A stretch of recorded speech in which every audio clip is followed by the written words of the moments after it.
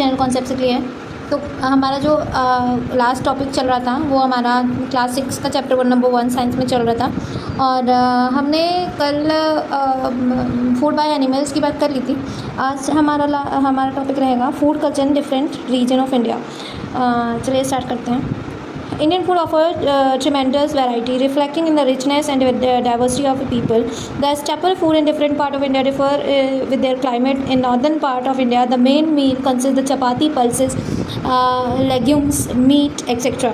अब देखिए बेटा ये क्या कह रहा है कि जैसे कि हमें पता ही है हमारे इंडिया में बहुत वैरायटी, बहुत सारे डाइवर्सिटी ऑफ पीपल रहते हैं, बहुत सारे रिलीजन्स, हिंदू, मुस्लिम, सिख, ईसाई और भी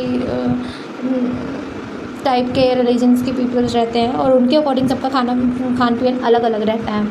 मीन्स रीजन्स के अकॉर्डिंग भी आपका फूड वैरायटी अलग अलग हो जाती है। ठीक है, अगर आप देखें कि नॉर्थ पार्ट में the main meal consist chapati, pulses. North side में, नॉर्थ किधर पड़ता है आपका, नॉर्थ यहाँ पे पड़ता है मेनली, तो यहाँ पे आप देखेंगे कि चपाती, पल्सेस, लेग्यूम्स, मीट, ये सब चीज़ें। On the other hand the eastern part of the India, rice as a staple food which is enjoyed with fish curry, pulses.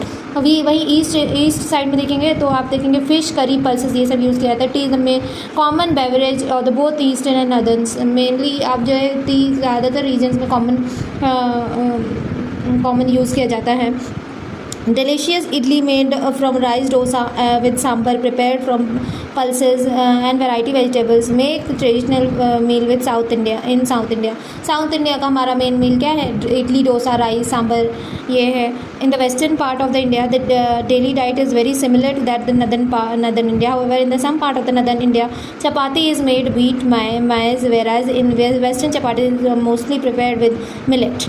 ठीक है, तो डिफरेंट पार्ट में और डिफरेंट तरह से हमारी चपाती भी बनाई ही जाती हैं।